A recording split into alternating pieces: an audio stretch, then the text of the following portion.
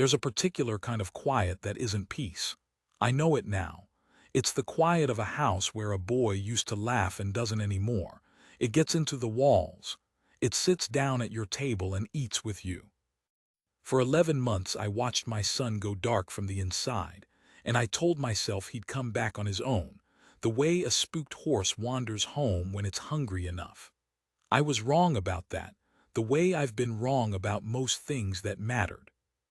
What I'm about to tell you isn't a story about a cowboy who fixed his boy. I couldn't.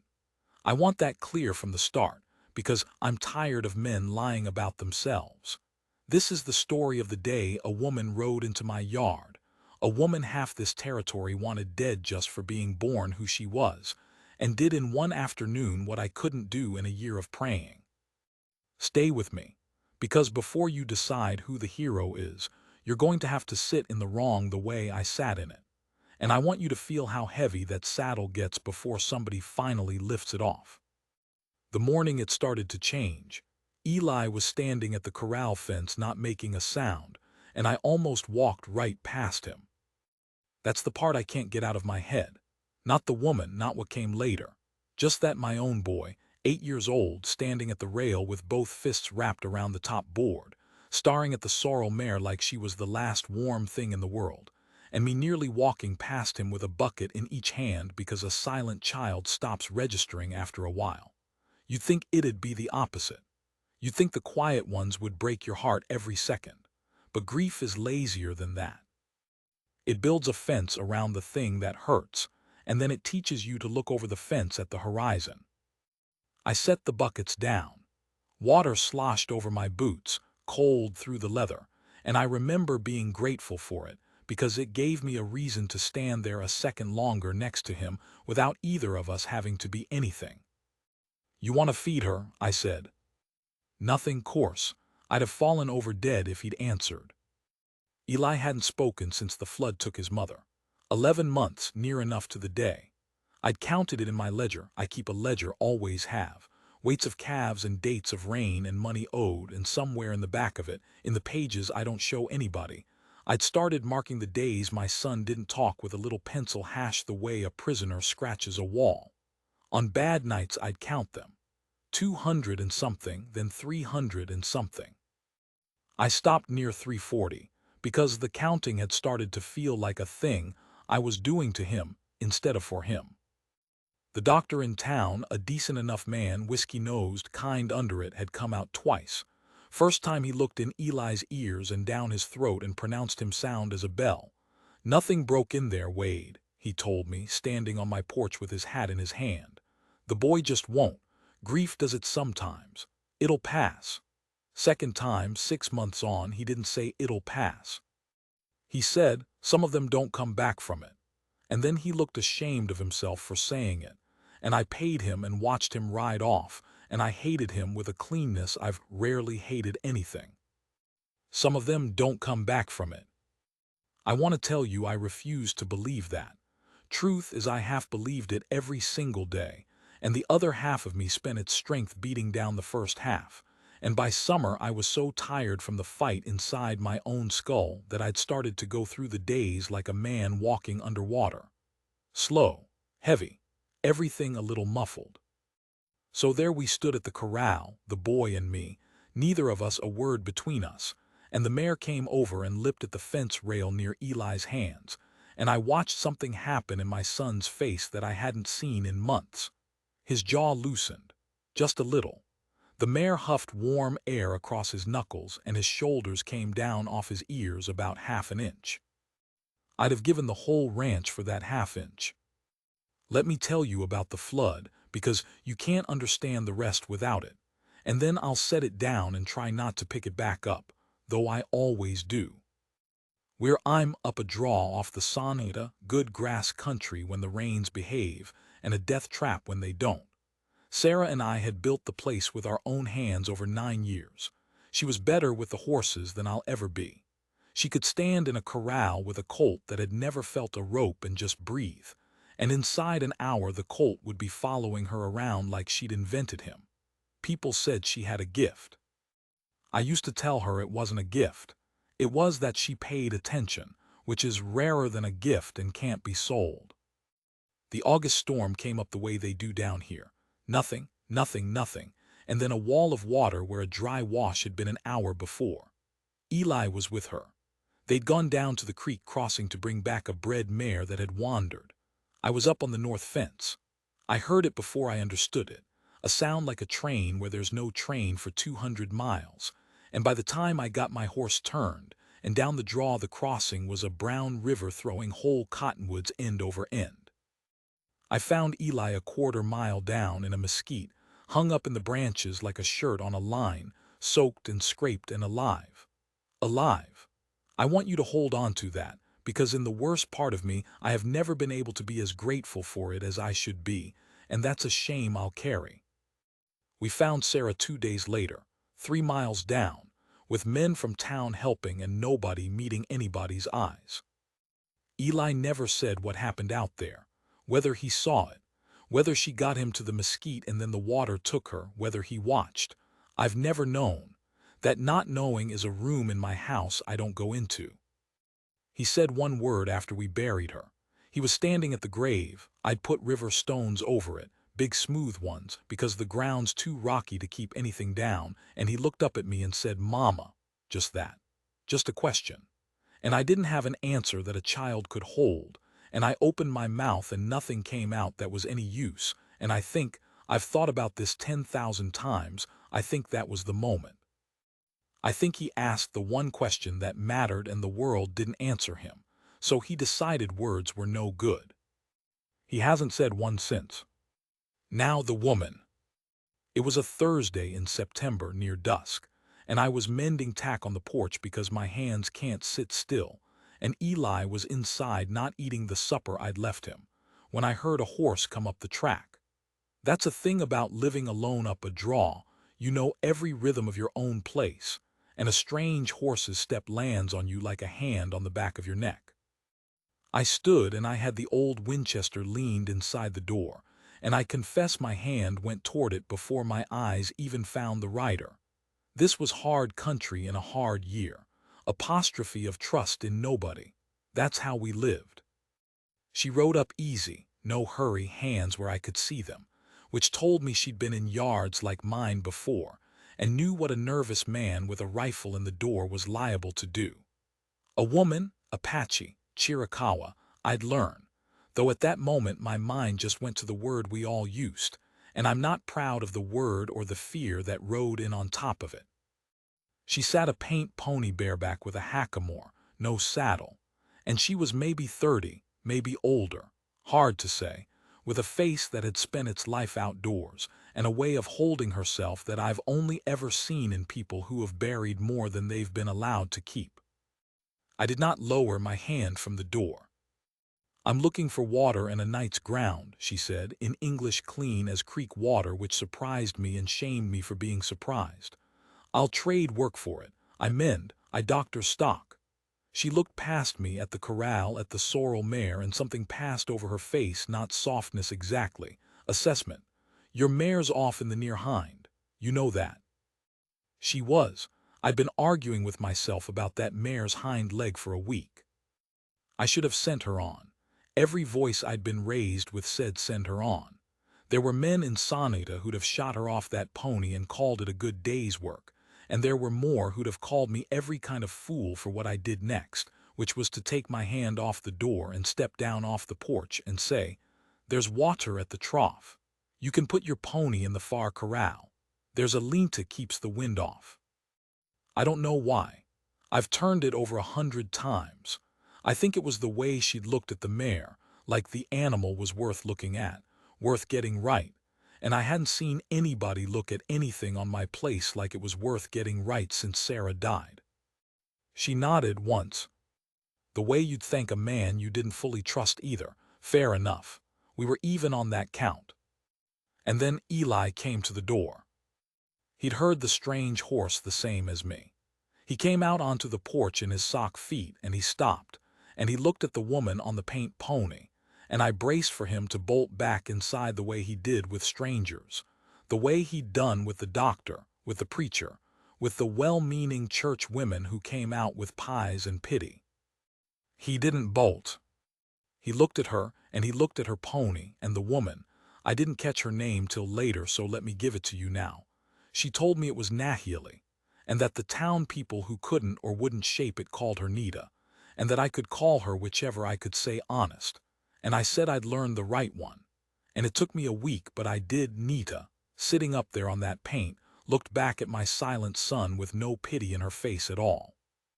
That was the thing. That was the whole thing, though I didn't have words for it that night. Everybody who came to my place looked at Eli with pity. It came off them like heat off a stove. And Eli felt it. Children feel it worse than we credit. And it was a wall between him and every soul who tried to reach him.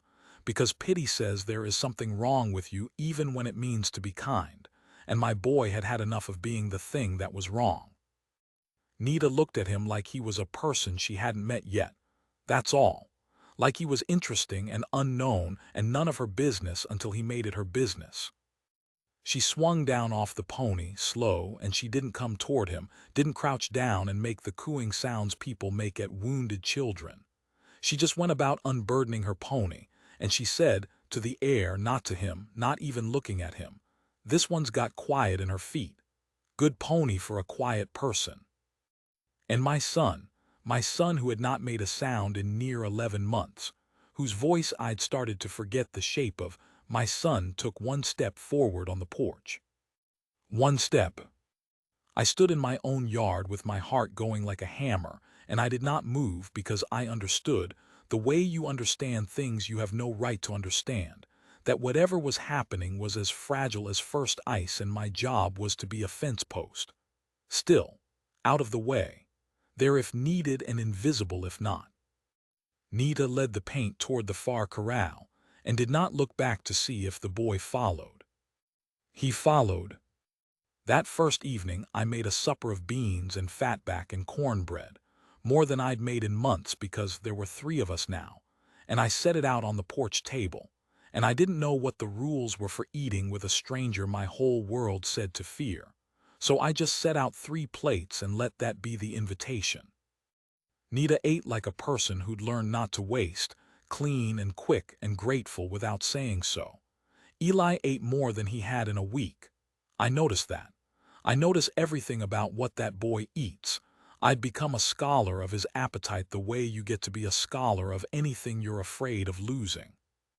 Halfway through, Nita set down her spoon and looked at me across the table and said, plain, "How long?" I didn't pretend not to understand. Since his mother, 11 months near enough. She looked at Eli, who'd gone still, listening. The way he did, he heard everything, my boy. That was never the trouble, and she said to him, not to me, "That's a long time to carry a thing without setting it down anywhere." Eli didn't answer. Course he didn't. But he didn't leave the table either, and his eyes had come up off his plate, and they were on her face, and there was something working behind them that I hadn't seen since before the water came. "I don't have magic," Nita said to me now. "You should know that. People think," she made a small tired gesture, a whole history in it. "People think we've got magic. We've got attention and time, and we've buried our own quiet ones. That's all any of it ever is." She picked her spoon back up. "If you want, I'll stay a few days and doctor that mare's hind, and I'll not push at your boy, and we'll see what we see. If you'd rather I move on at first light, I'll move on and no hard feeling. Your place. Your child. Your child." She gave me that. She'd already seen more of the way to him than I had, and she still handed the reins back to me plain, like it wasn't even a question who they belonged to. I looked at Eli. Eli was looking at her. "Stay," I said, and my voice cracked on the one word, and I was 50 kinds of embarrassed, and neither of them let on they'd heard it, which was its own kind of mercy. That night after I'd got Eli to bed, he slept in Sarah's and my old room now. I'd moved in there with him those first weeks and never moved out, the 2 of us in that big bed like 2 survivors of the same wreck. I sat on the porch alone with the ledger. I got out my pencil, I found the page. And for the first time in a long time, I did not add a hash mark for the day. Not because he'd spoken. He hadn't. But because for the first time it felt like a lie to count the silence as loss, when something in it had shifted. When my boy had taken one step across a porch toward a woman half the world would have killed, because she was the first person who'd looked at him like he wasn't broken. I closed the ledger. I sat a long while in the dark, listening to the paint pony and the sorrel mare shift and blow in the far corral, two horses that had never met before tonight learning each other's breathing in the dark, and I thought about Sarah, who could have reached him. Sarah would have known. Sarah paid attention, and I'd loved her for it, and I'd never learned to do it myself. And now the one person on earth who could have saved our boy was under river stones 3 miles down the draw, and a stranger had ridden up out of the whole hostile world to do the thing I couldn't. I didn't know yet what it would cost. I didn't know that men from town would come. I didn't know the choice I'd have to make, or what it would break in me to make it. I just knew my son had taken one step. And God help me, I let myself hope. After 11 months of not daring, I sat in the dark and I let it in, and it hurt worse than the grief had because hope is the thing with teeth, the thing that can be taken from you a second time, and I let it in anyway. I'd forgotten I still knew how. She stayed 3 days that became a week, that became something none of us named out loud. The mare came sound under her hands. That's the first thing I'll tell you, because it's the plain true thing, and everything else that happened grew up out of it like grass out of dirt. That near hind that I'd been arguing with myself about for a week, Nita had it figured before the first morning was old. She got down in the dust of the corral with the sorrel's hoof cradled against her thigh, and she went over the frog, and the wall with the flats of her thumbs, patient, murmuring low. Not the cooing nonsense town people make at animals, but a real running commentary like she was talking to a partner about work. Stone bruise here, old one. Been favoring it so long she's built a whole new way of standing to keep off it, and now the new way's what's hurting her. She looked up at me, squinting into the sun. You want to fix a limp, you got to find the thing under the thing. Most people fix what they can see and wonder why it don't take. I didn't know she was talking about my son. I don't think she knew it yet either. But I've turned that sentence over more times than any sermon I ever heard, and it holds up better than most of them. Eli sat on the top rail the whole while, watching her hands. Here is what she did with my boy, and I want to get it right, because the temptation is to make it more than it was, and that would be a lie, and I've promised you no lies. She did nothing. That's the trick of it. That's the thing I'd been too frightened and too grieving to understand. Every soul who'd come to my place had come at Eli, the doctor with his fingers, the preacher with his verses, the church women with their soft, terrible voices going poor lamb, poor motherless lamb, until I wanted to put them all on their horses and start them down the draw with a slap. They all wanted the boy to be different than he was. They wanted the silence to end so they could feel better. And a child knows the difference between a person who wants him well and a person who wants to stop being uncomfortable. And my Eli knew it in his bones. Nita wanted nothing from him. She had work to do and she did it. And if the boy wanted to watch, he could watch. And if he wanted to hand her the hoof pick, he could hand it. And if he wanted to sit up on that rail and say not one word from sunup to dark, that was a thing a person was allowed to do on this earth, and she'd not make him pay for it with her pity.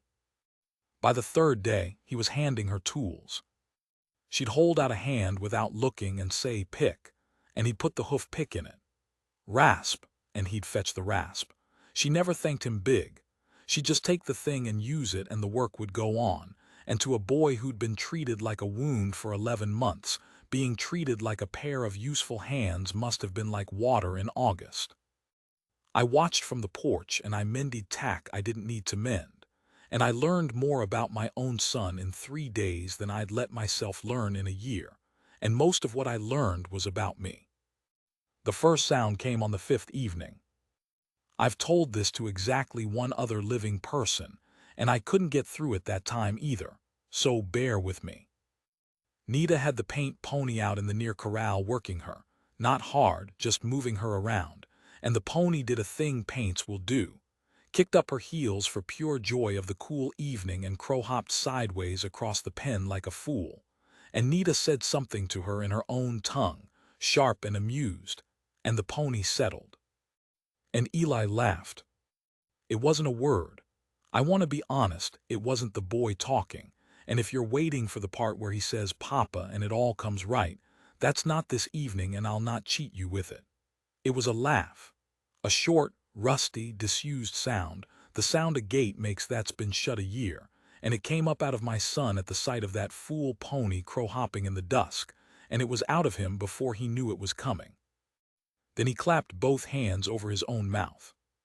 That's the part that broke me. Not the laugh, the hands. He clapped his hands over his mouth like he'd let something dangerous escape, like the sound was a thing that would get him in trouble, and his eyes came to me across the yard wide and scared, and I understood in one terrible flash that some part of my boy believed his voice was the thing that had done the harm, that he'd asked Mama at the grave and the world had answered him with nothing, and somewhere in the wordless logic of a grieving child, he decided that speaking was dangerous, that the last time he'd truly used his voice the person he'd used it for was gone, and if he just didn't, nothing else would be taken. I don't know if that's the true shape of it. You can't survey the inside of a child, but I've never found a truer guess. I didn't run to him. God knows I wanted to. I wanted to cross that yard and grab him up and tell him it was all right, laugh, laugh forever, but I understood by then Nita had taught me, without ever once instructing me, that going at him would slam the gate. So I stayed on my porch and I made my face easy, and I said, like it was nothing, like it was the most ordinary thing in the world, "She is a fool of a pony, isn't she?"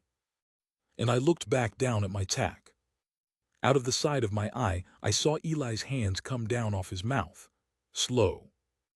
Nita hadn't turned around at all. She was still working the pony like nothing had happened, like the whole hinge of the world hadn't just swung, and I could have kissed her feet for it.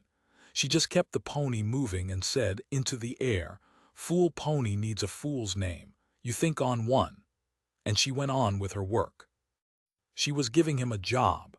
She was telling him his voice had a use, that there was a pony wanted nomming and he was the man for it, and she was doing it without looking at him, without making it a test he could fail. He didn't name the pony that night, but he didn't put his hands back over his mouth either. He watched, and once more, when the pony tossed her head, I saw his shoulders shake with a laugh he let himself keep this time, silent but there. And that was the fifth evening, and I did not sleep, and I did not add a hash to the ledger, and I sat on the porch till the stars wheeled halfway over because I was afraid that if I slept I'd wake and find I'd dreamed it. Now I have to tell you about the town, and I'd rather not, but you can't have the sweet without it. That's not how any of this works. I learned that too. I had to go in for flour and coffee and nails end of the second week, and I couldn't leave Eli, he'd not be left, not by me, not since the water, so the boy rode in with me on the wagon, and I made the mistake, the plain, thoughtless mistake, of letting Nita come partway to buy salt and a few things for her pony, and we came into song, to the three of us on the one wagon, and I watched the town's face change. You have to understand the year. You have to understand what had been happening in that country, raids and reprisals, the army and the bands, blood answering blood up and down the border till nobody could tell you any more who'd started it, and it didn't matter because everybody was too busy finishing it. There were families in Sonata who'd lost people. Real grief, real graves, same as mine. I don't stand here and tell you those men were devils. That's the easy lie, and I'm done with easy lies. They were grieving, frightened men. And grieving, frightened men are the most dangerous animal God ever made. And I know because I'd been one for 11 months. But Nita was riding in on my wagon, and I saw a man named Coyle come out of the mercantile and stop dead on the boardwalk and stare. And I saw him say something to the men beside him, and I felt the temperature of the whole street drop. We did our business quick. Nita felt it before I did, of course she did. She'd felt it her whole life. This was just Thursday to her, and she got her salt and got back to the wagon and kept her hands visible and her eyes down, Not from shame, I understood later, but from a lifetime of knowing exactly how much I, a frightened white man, could stand from her before he reached for his gun. Coyle came off the boardwalk as I was loading the flour. Wade, he was a big man, a rancher off to the east of me, lost a brother to a raid 2 summers back. Wade, you know what you're hauling around in your wagon? I know it's my wagon, I said. That's an Apache. He said it like he was informing me of a snake. You got an Apache and you got your boy in the same wagon and you don't. He stopped, looked at Eli. Everybody in that country knew about my boy. There's no secrets up a draw. His face did something complicated. That the one won't talk. You got your motherless boy sitting next to a Wade. Are you out of your mind, or are you just too broke down to think straight anymore? And here's the thing I'm ashamed of, and I'm going to tell it to you anyway because I said no lies. Part of me wanted to explain. Part of me wanted to say she's fixing my mare. She's not one of the raiders. She's helping my boy. You don't understand.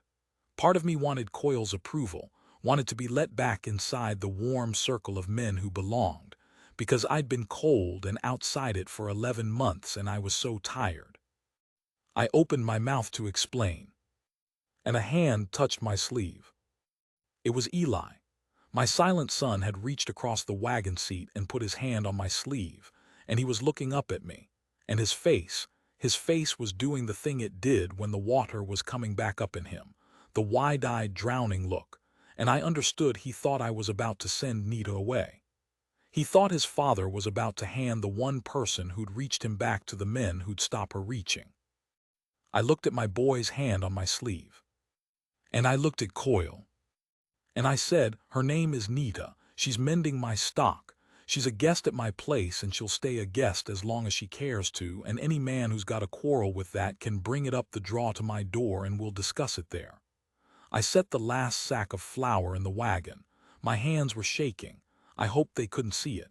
Good day, Coyle. Coyle stared at me like I'd grown a second head. Maybe I had. Maybe the old head, the one that wanted so bad to belong, had finally died up that draw and this new one had grown in its place, harder and lonelier and more use. You're making a mistake, he said low, and it wasn't quite a threat and it wasn't quite not one. You keep her out there, something's going to happen. There's men, it's not just me, Wade.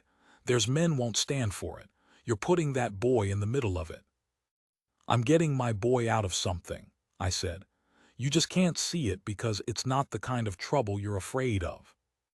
And I clucked to the team and we rolled out of Nita, and I did not look back.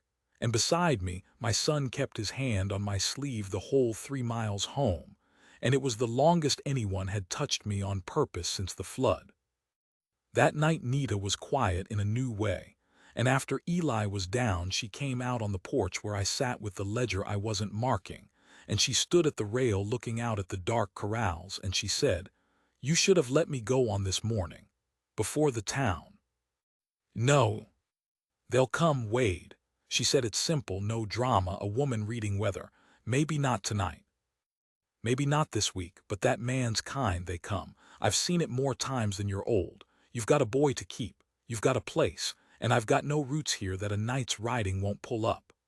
She turned and looked at me, and there was something in her face I hadn't seen. She'd let a wall down, one wall just for a moment. "I've buried people for staying too long in one yard. I'll not be buried in yours, and I'll not be the reason they burn it." I sat there in the dark and I thought about it honest. I did. I thought about Eli and Coyle's face and the men Coyle said there were. I thought about the ranch, everything Sarah and I had built with our hands. I thought about how easy it would be, how sensible, to let this woman ride out at first light the way she was offering, no hard feeling, and go back to being a broke-down man alone with his silent son, safe and cold and belonging nowhere but at least not burning. And then I thought about a laugh in the dusk, and 2 hands clapped over a boy's mouth, and I thought about the fool pony that still hadn't got its name. "He's not done," I said. My voice came out rough. "He's not done needing you. If you ride out now, he'll think I had to stop. Get it steady. He'll think he was wrong to laugh. He'll think the sound drove you off, same as he thinks it." I couldn't finish that one either. Some things you can't say out loud even to the dark. If you go now, you don't leave him where you found him. You leave him worse. You leave him certain. Nita was quiet a long time. That's a hard thing to put on me, she said finally. You know that. You're asking me to stand in a yard I know they'll come to and stand in it for a boy that isn't mine against my own good sense because leaving would hurt him. She almost smiled. It wasn't a happy thing. You learned to pay attention fast, Wade. Cost you a wife, but you learned it. Most never do. I'm not asking, I said, though I was, God, I was. I'm telling you what's true and letting you choose. Your life, your road, same as it's my child and my place. I gave her back the words she'd given me the first night, and I saw her hear it, and I saw it land. She looked out at the dark for a while more. Somewhere a night bird went off and quit. Few more days, she said at last. I'll not promise past that. We'll get the boy a little further along, someplace he can stand on his own if he has to. And then I go, Wade, and you'll not talk me stupid a second time. She pushed off the rail. At the door she stopped, not turning around. The pony still needs her fool name. He's close. Don't you rush him. Whatever comes up that road, you let the boy get there in his own feet. Then she was gone inside, and I sat alone with the ledger and the dark, and the two things I now knew for certain. That something good was happening in my house at last, and that men were coming to end it. Both at once. That's how it comes. Nobody ever tells you that when you're young, that the sweetest thing and the worst thing ride up the same draw, side by side, and you don't get to keep the one without standing to meet the other. I got out my pencil. I looked at the ledger a long time. I didn't mark the silence, but under the last hash from weeks back, in a hand that wasn't quite steady, I wrote 3 words I'd never once written in all my years of weights and dates and money owed. He laughed today. Then I closed the book, and I loaded the Winchester, and I set it inside the door, and I sat up to watch the road. They came on a Sunday, which I've never been able to forgive them for, though I don't suppose the day meant much to men riding up a draw to burn a stranger off it. I'll tell you how it ended, and then I'll tell you how we got there, because I've held the fear in you 2 parts now, and that's long enough for any decent man to do to another. Everyone lived. Hold on to that through what comes. The house still stands. My boy still breathes. Nobody died on my ground that Sunday, and if you told me at dawn that was how it'd shake out, I'd have called you a liar or a fool. But something ended anyway. Some things end without a grave. It had been 11 days since the town. 11 days of the sweetest, most ordinary living I'd had since the water. Nita had said a few days and stayed 11, and neither of us mentioned it, the way you don't mention a fair weather stretch for fear of jinxing it. The mare was sound. She'd have been justified riding out a week back.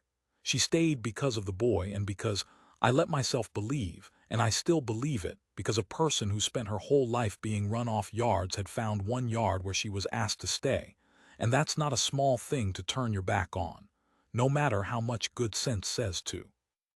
Eli had got further along than I dared hope. He still hadn't spoken, I want to be honest, to the last. He had not said a word, not one, in all those days, but the silence had changed its nature. It wasn't a wall anymore. It was more like a shyness. He'd laugh now, out loud, catch himself, and let it stand instead of clapping it back. He'd taken to walking a step behind Nita all day, her shadow, handing tools, fetching water, learning the pony. She'd let him ride the paint bareback, leading him around the corral on a line, and the look on my son's face up on that horse was a thing I'd have crossed the whole territory to see. And the pony still had no name. She'd hold to that. He'll name her when he's ready to, she told me. A name's a word. First real word he chooses in near a year, he'll choose it. Not you, not me, him. Don't you go putting one in his mouth to hurry it, Wade, you'll set him back a season. So I didn't. God help me, I wanted to. There were nights I near ached to lean down and say, how about biscuit, son, how about Dusty, just to prime the pump, just to hear anything. I didn't. I'd learned that much. I'd learned to be a fence post. I saw the dust before I heard the horses. Sunday, mid-afternoon, hot and still, and I was up on the porch, and Nita and Eli were down at the near corral with the paint, and I stood up and shaded my eyes and counted the dust, and my stomach went to water. 4 riders, maybe 5, coming up the draw at a working trot, not a social pace. Nita, I didn't shout it. I've thought about that, how quiet I kept my voice, some animal wisdom telling me that panic would spread faster than fire. Riders, 4, 5 coming up. She had Eli by the corral. I saw her go still, the exact stillness of a deer, and then I saw her move, not to run. There was nowhere to run to, and running's how you die, but to put her body, without seeming to, between my son and the road. She did it so smooth Eli never noticed. He was still fussing with the paint's mane. She just drifted. Put herself between the boy and what was coming. The way I imagined Sarah put herself between Eli and the water, and I had to grip the porch post to stay standing under the weight of that thought. I got the Winchester. I did not raise it. I stood on my top step with it down along my leg, muzzle to the boards, and I waited. Coyle led them, course he did. 4 others behind, and I knew 2 of them decent men on any other day, men I'd branded cattle alongside, men who'd have pulled my wagon out of a wash and never asked for thanks. That's the part nobody warns you about. It's not devils that come up the draw. It's your neighbors, wearing a look you've never seen on them, and that's 1,000 times worse. They pulled up in my yard in a loose half-circle, horses blowing, dust catching up and drifting over all of us, and for a moment nobody said anything, and the only sound was the paint pony snorting at the strange horses and Eli's small voice going, no, not his voice, his hand patting the pony's neck to settle her. Even then, even with all that bearing down, my boy was tending to a frightened animal. I've thought about that too. Wade. Coyle sat his horse and looked down at me, and I'll give him this, he didn't reach for anything. Not yet. We talked. Told you we would. You've had time to come to your senses, and you've just dug in deeper. Whole territories talking about the rancher up the Sonata keeping an Apache on his place with his motherless boy. It shames us, Wade. It's a danger and it's a shame, and we've come to end it, one way or another, and how ugly it gets is up to you. You're on my ground, Coyle. My voice didn't shake this time. I'd used up all my shaking in the weeks before. All of you, you're on my ground with guns in front of my child. You want to talk about shame? Send her out. A younger man, Deacon's, off to Coyle's left, and there was a wildness in him I liked even less than Coyle's cold. Send her out here, Wade, and we'll take her off your hands, and you can go back to, he gestured, vague and vicious, at the whole broke-down sorrow of my place. Whatever this is, we're not here for you. We're not here for the boy. Just send the squaw out and we ride off and it's done. And Nita moved.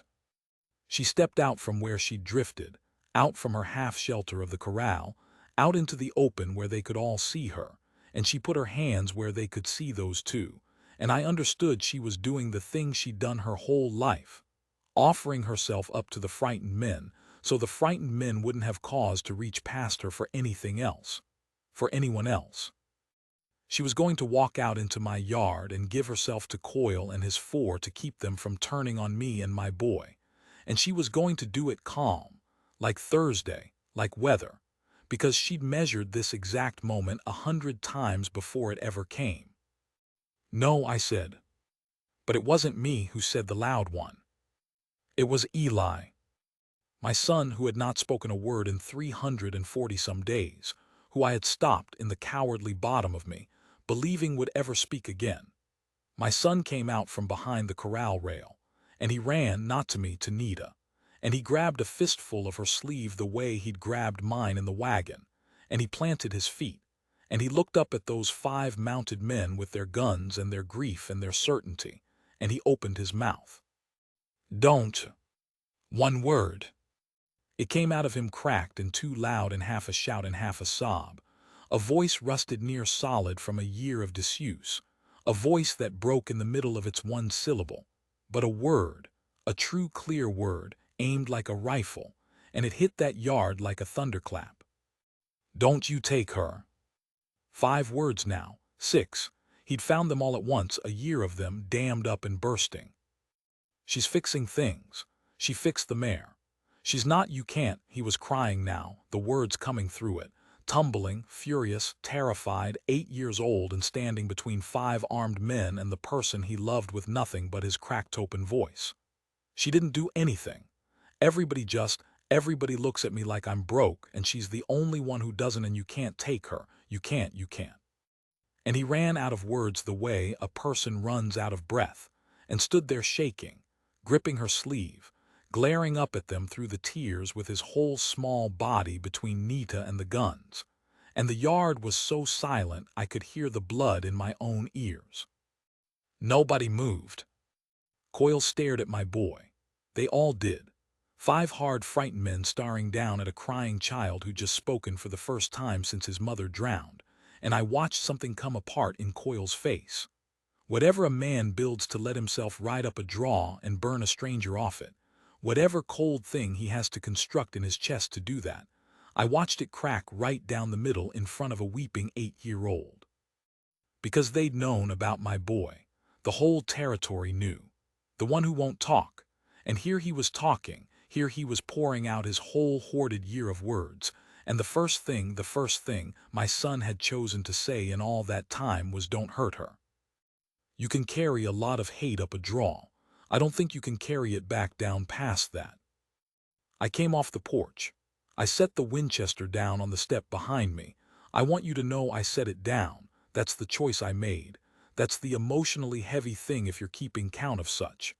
I set the gun down and I walked out into the middle of my own yard, into the space between my son and 5 mounted men, and I put my hand on Eli's shaking shoulder, and I looked up at Coyle. "You heard him," I said, quiet. "First words my boy said since we buried his mother, and you rode all this way to hear them." I let that sit. "You want to be the man who takes the person my son just found his voice to protect. You want to ride home to your own children and tell them that's what you did on a Sunday." Coyle's jaw worked. His horse shifted under him and he didn't correct it. "It ain't right," he said, but the iron was gone out of it. "Wade, it ain't, there's a hole, you don't understand what these people—" "I understand my boy just talked," I said. "I understand a woman who owed us nothing stayed in a yard she knew you'd ride up to because she couldn't stand to leave a broke child worse than she found him. I understand more about who these people are than I did a month ago, and so would you, Coyle, if you'd been up here instead of down there being afraid." I wasn't angry. That's the strange part. I was past angry. Go home, all of you. There's no burning here today. Go home to your families and be glad you didn't do the thing you came to do, because you'd have carried it the rest of your lives. And some of us up this draw can tell you what that weighs. Deakins, the young wild one, opened his mouth. But one of the others, Halloran, a quiet man, a man who'd lost a girl to the fever 2 winters back and knew a thing about grief. Halloran reached over without a word and put a hand on Deacon's rein and turned his horse, and that was it. That was the whole thing. One quiet, grieving man turning his horse, and the rest followed the way men do, and Coyle was last, and he looked down at me a long moment. "You've changed, Wade," he said, and I couldn't tell you to this day whether he meant it kind or cruel. "Yes," I said, "I have." And they rode down the draw, and the dust rose up and drifted after them, and my boy stood shaking under my hand with his fist still knotted in Nita's sleeve, and none of us moved until the last of them was gone around the bend, and the only sound was the horse's breathing and, somewhere off in the brush, that same night bird from the porch, though it was hardly evening. Eli let go of Nita's sleeve. He turned around and looked up at me, my son, who'd spoken, whose voice I'd been given back after I'd stopped believing I'd hear it, and his face was a wreck of tears and snot and terror slowly draining out of it, and he opened his mouth again, and I braced for whatever it would be, and what it was. "Papa." Just that, the word he'd said at the grave, the question the world hadn't answered. Only it wasn't a question this time. He wasn't asking where anyone was. He was standing in front of me with both feet planted, and he was telling me I was there, nomming me, the way you name a thing you've decided to keep. And I went down on my knees in the dust of my own yard, and I took hold of my son, and I did not let go for a long time, and he let me. And over his shaking shoulder I looked up at Nita, and she turned away. She turned away to give us the moment. but I saw her wipe her face with the back of her wrist quick once before she got it schooled. Even her, even weather. She wrote out 2 days later. I won't pretend she didn't. This isn't the story where the woman stays and it all knits up neat. And if you wanted that story, I'm sorry. But I told you at the start I was done with easy lies, and I meant it to the end. She stayed 2 more days, till she was sure the town men were truly done. She knew that country better than I did, knew how to read whether a thing was over or just resting. And when she was satisfied, she saddled the paint one cool morning, and she was ready to go before Eli or I were ready to let her, which I suppose is the only honest time anybody ever leaves. Eli didn't cry. I was proud of him for that, and I ached for him for it both. He'd found his voice, and now he was learning the harder thing, which is what to do with it when the words won't fix what's happening. He walked up to the paint pony one last time, and he put his hand on her neck, and he leaned his forehead against her the way he'd taken to doing, and Nita looked down at him from the saddle and said, "You never did name her." And my son looked up at her, and he said, clear now, his voice already stronger, already his own again after just 2 days. A boy learns fast what he's been starving for. "Sarah." I stopped breathing. "Her name's Sarah," Eli said, and he wasn't crying and I was. I was standing in my yard coming apart at the seams. "So she doesn't go away." Nita sat very still on that horse. Then she got down. She didn't have to.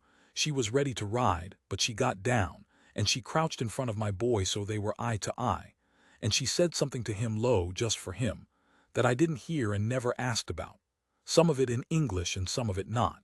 And Eli listened with his whole body, and then she stood, and she put her hand flat on the paint's neck next to my son's small one, on the horse he just named for his mother so his mother wouldn't go away. And she left it there a moment. Then she mounted and she looked at me and she said, "You paid attention, Wade, in the end. It cost you more than it should have to learn, but you learned it." She gathered her rein. "Keep paying it to the boy, every day. It's the only thing that ever works and it never stops needing doing."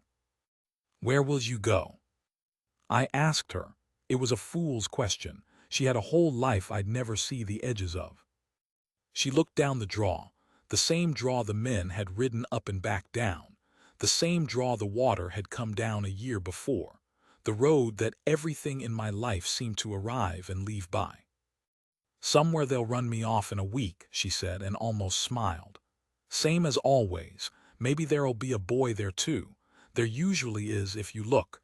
There's quiet ones everywhere, Wade, more than you'd think. Somebody's got to keep riding up to them."